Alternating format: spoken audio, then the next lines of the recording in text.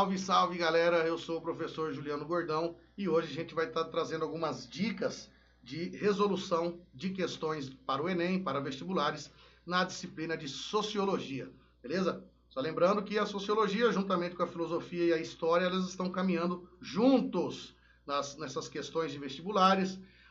Você tem que estar analisando um processo histórico para entender a questão social e muitas vezes até as ideias filosóficas dentro de algumas das questões que os vestibulares vêm trazendo aí. Então a gente tem que estar tendo um compreendimento mais aprofundado na sociologia e da filosofia para muitas vezes a gente poder resolver algumas questões de história. Beleza? Então hoje, sociologia, vamos lá para a primeira questão. Observem a imagem a seguir. Então a gente não tem o contato com o enunciado ainda, mas a gente já sabe que esse período aqui se passa durante o Brasil colônia, não é?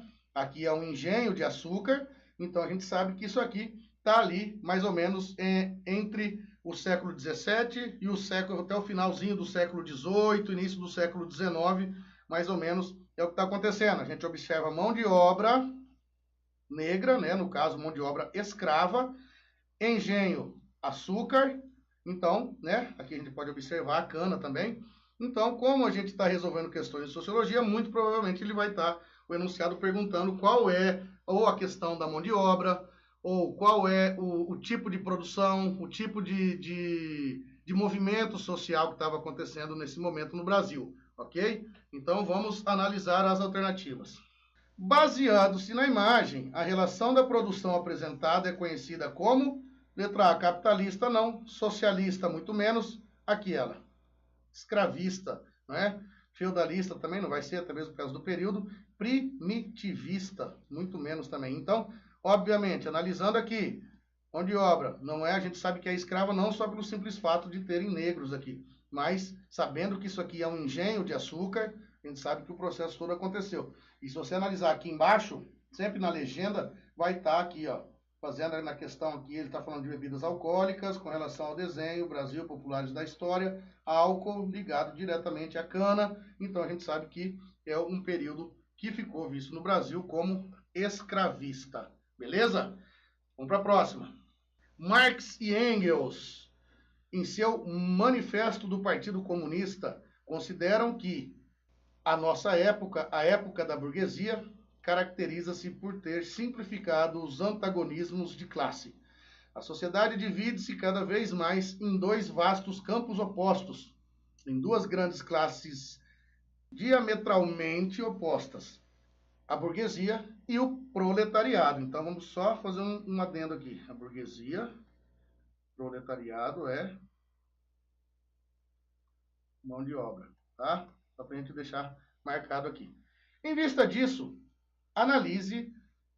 assinale a alternativa que define corretamente a burguesia e o proletariado. Então vamos analisá-las. Letra A. Os burgueses utilizam do trabalho escravo para a produção e o proletariado é desprovido de liberdade para vender a sua força de trabalho. A burguesia utiliza o trabalho escravo? Não, até mesmo que não pode mais, isso é proibido. E o proletariado é desprovido de liberdade de vender a sua força de trabalho? Força de trabalho é o quê? É a sua mão de obra. Então, se está falando que você é desprovido disso, automaticamente você não pode estar falando do proletariado. Então, a letra A está errada. Os burgueses são os proprietários que utilizam a manufatura do proletariado. Do proletariado, não. Quem tem a manufatura é o burguês. O proletariado é o quê? Mão de obra, muito bem. Letra C. Os burgueses são os grandes proprietários de terras. Ok. E o proletariado detém o poder social e econômico? Jamais. O proletariado é mão de obra, não detém nada com relação a poder social e muito menos econômico. Quem vai deter o poder econômico é a burguesia. Letra D. Os burgueses são os detentores do meio de produção. Ok. E o proletariado vende a sua força de trabalho, que é o quê? Mão de obra. Então, a letra E está falando que não é nenhuma delas. Automaticamente nós ficamos com a letra D por este motivo, ok? Vamos para a próxima. Tendo se livrado do entulho do maquinário volumoso e das enormes equipes de fábrica, o capital viaja leve, apenas com a bagagem de mão, pasta, computador portátil e telefone celular. O novo atributo da volatilidade fez de todo o compromisso, especialmente do compromisso estável, algo, ao mesmo tempo, redundante e pouco inteligente. Seu estabelecimento paralisaria o movimento e fugiria da desejada competitividade, reduzindo a priori as ações que podem levar ao aumento da produtividade. Então, esse texto ele quer falar o quê? Faz referência a um processo de transformação do mundo produtivo, cuja a consequência é. Então, ele quer entender a questão das inovações tecnológicas, que ele fala aqui, se a gente for analisar de novo aqui no enunciado, ele fala que se livrou do entulho, né, do maquinário volumoso, das enormes equipes de fábrica, e tudo se resume hoje em dia a quê? A questão de um telefone celular, você já pode estar resolvendo praticamente toda a sua vida. Então ele fala, o enunciado, o texto, que é o avanço tecnológico dentro desse processo também. E aqui, no enunciado, ele está falando, o texto faz uma referência do processo de transformação do mundo produtivo, cuja a consequência dessa transformação, a gente vai analisar as alternativas agora aqui. Tá? Então, letra A, regulamentação das leis trabalhistas mais rígidas. Essa questão de regulamentação de leis trabalhistas está fora porque existe aí uma lei, algumas leis, né, que estão aí, que dão os direitos aos trabalhadores com relação 13º, férias e tal. O que se regula em cada país é a questão do salário mínimo, que cada trabalhador tem direito. Então, não é o que o texto aqui quer saber, que o enunciado traz, que é uma referência entre o processo de transformação com relação às consequências desse avanço, tá? Letra B. Fragilização das relações hierárquicas de trabalho. Hierárquico é o chefe, quem manda, quem está no topo da pirâmide. Então, fragilização do dono da empresa com relação ao processo de avanço também está errado, está fora do contexto. Letra C. Decréscimo do número de funcionários na empresa. Opa, a gente pode nos atender aqui, nos atentar que o quê? No comecinho do texto ele fala, tendo se livrado do entulho, né? Aspas aí para entulho, com relação às enormes equipes de fábrica. Então, quando ele fala o decréscimo do número de funcionários, ele está diminuindo o número da equipe. A letra C pode ser a correta. Vamos analisar as outras. Letra D.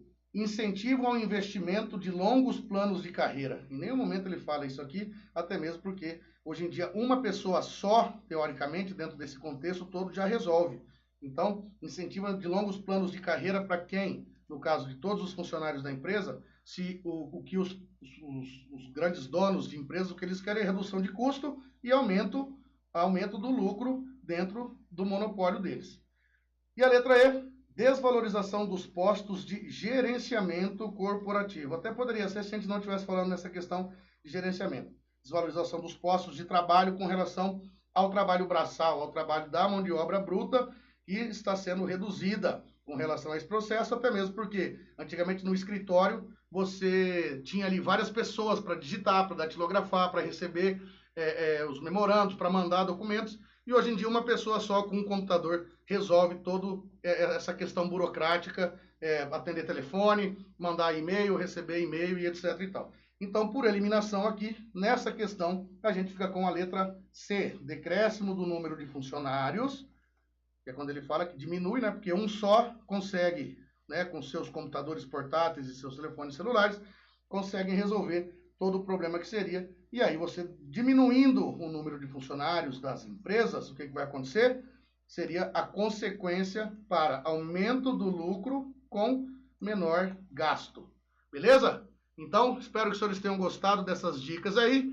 Até a próxima. Fiquem com Deus e um beijo do gordo. Valeu!